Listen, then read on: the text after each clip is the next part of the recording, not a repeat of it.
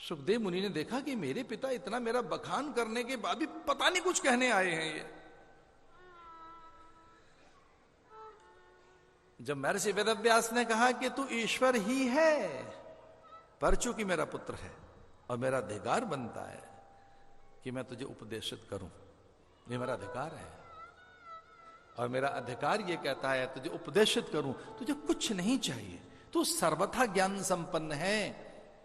फिर भी लोक व्यवहार जनक से सीखा जा सकता है।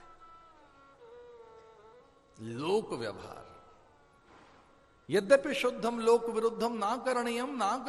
हम तो बचपन से साधु हैं, बिल्कुल बाल्यकाल से हम सन्यासी बन गए, तो बहुत बातों का पता भी नहीं है ना, संसार की कई चीजों का पता नहीं है।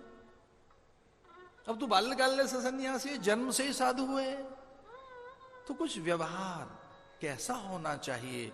यद्यपि तुझसे कुछ भी अशुद्ध नहीं होता, तू कुछ भी व्यर्थ नहीं सोचता, तुझसे कभी किसी का अहित नहीं होगा। यद्यपि शुद्धम लोक विरुद्धम ना करणीयम। लोक में कैसे रहा जाए, इसके लिए जरा चार संवाद हो जाते तो अच्छा रहता। किससे? जनक से, उनसे कहीं संवाद हो जाते आपके। अब ये तो उन्होंने कहा नहीं कि जनक को गुरु बना ले जाकर, पर सीख ले जाकर, कुछ समझ ले उनसे जाकर, कुछ जान लिया जाए उनसे जाकर।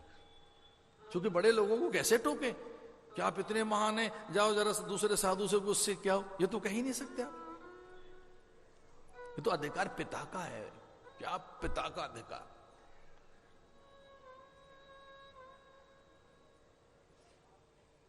और ये मैं आपसे निवेदन कर रहा हूं कि कभी सप्ताह में एक बार, कभी पक्ष में एक बार, कभी मास में एक बार आपको उपदेश की प्यास होनी चाहिए। आप में उपदेश की प्यास जगे, क्वेस्ट, सत्य की प्यास जगनी चाहिए आप में। प्यासे से अनुभव करें आप कि कुछ और जानना है, कुछ और समझना है।